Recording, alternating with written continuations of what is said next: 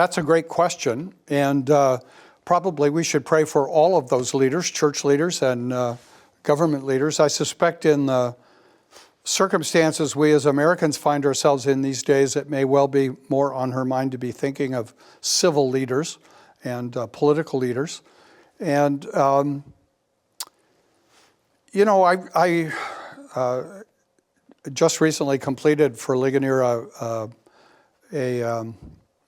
a series, a study on Romans, and I had to do some thinking about Romans 13 for that. And it really came home to me again how very strong Paul is in talking about civic leaders as servants of God, as ministers of God, that I think Paul, like Peter in 1 Peter 2, is influenced by his observation that some Christians in their first century context had begun to say, since I'm free in Christ, I really don't have to pay much attention to these civic leaders.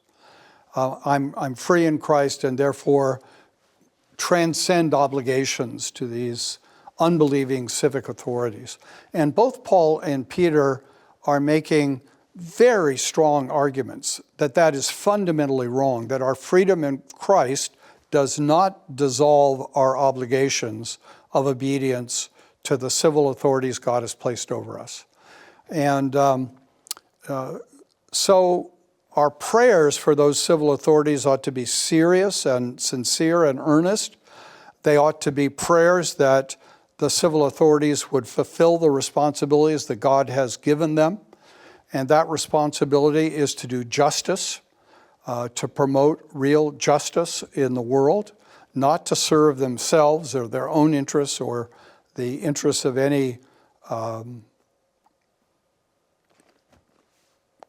claque of people that supports them. It's interesting that in the scriptures, we're going to talk about this a little bit at the conference tomorrow. In the scriptures, the focus is in the Psalms, a particular obligation of rulers to protect the poor and the weak. And so we ought to be praying that civic leaders will fulfill that. And where we feel that civic leaders may not be Christians in the way they're fulfilling their office, we should pray for their conversion. So all of those are areas in which we ought to be earnestly in prayer, and would be one of the ways in which we honor our civic leaders by taking their needs before the Lord. In terms of church leaders, we ought to be praying for pastors and elders and deacons that they will be faithful to the scriptures and faithful to their calling to lead the people of God in the churches.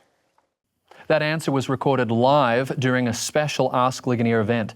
Be sure to subscribe to the YouTube channel and turn on notifications so you don't miss out on our next live event.